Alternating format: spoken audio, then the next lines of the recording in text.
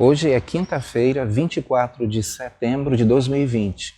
E no nosso devocional de hoje, onde estamos trabalhando o tema Resolvendo Conflitos, nós vamos para a segunda definição de paciência. Paciência ou longanimidade, conforme encontramos aqui no texto de Efésios 4, versículo 2, é um dos pré-requisitos necessários na resolução de conflitos.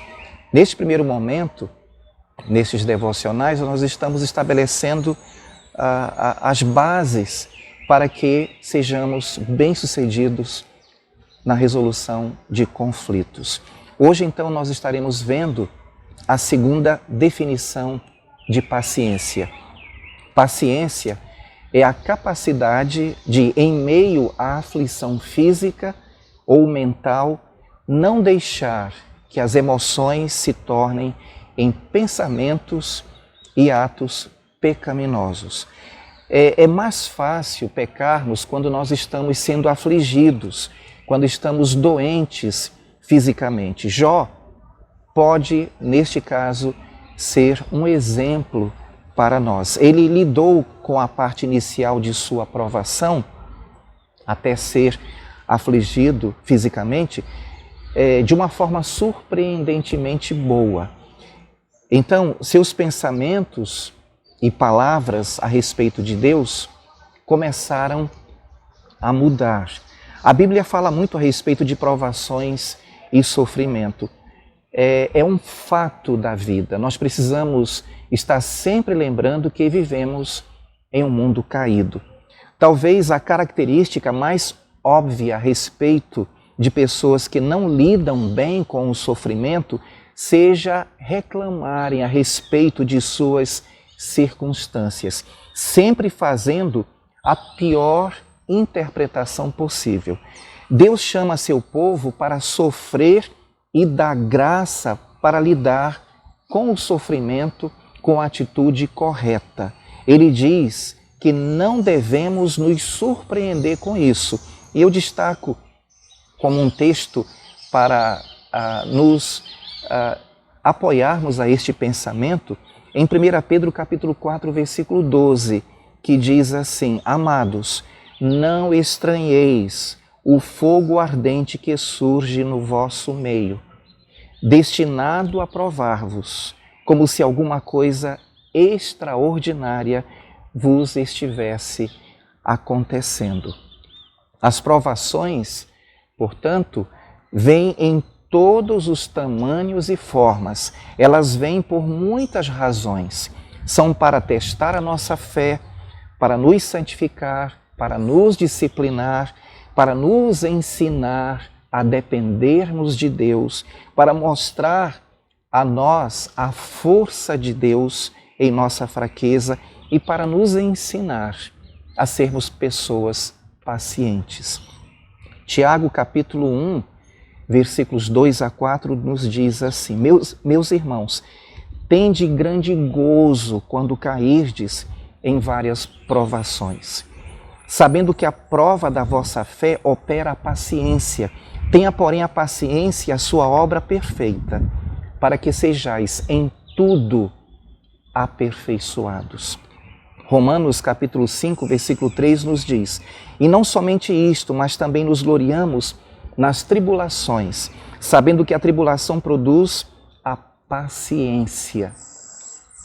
E é interessante nós destacarmos o capítulo 11 de Hebreus. Ali o autor fala da fidelidade dos santos de Deus através dos tempos. A sua fé no Senhor é o que os sustentou durante várias provações, é o que nos relata o autor do livro de Hebreus. O que você pode não ter notado, no entanto, é que nos primeiros versículos do capítulo 12 de Hebreus, as palavras suportar e perseverar aparecem várias vezes.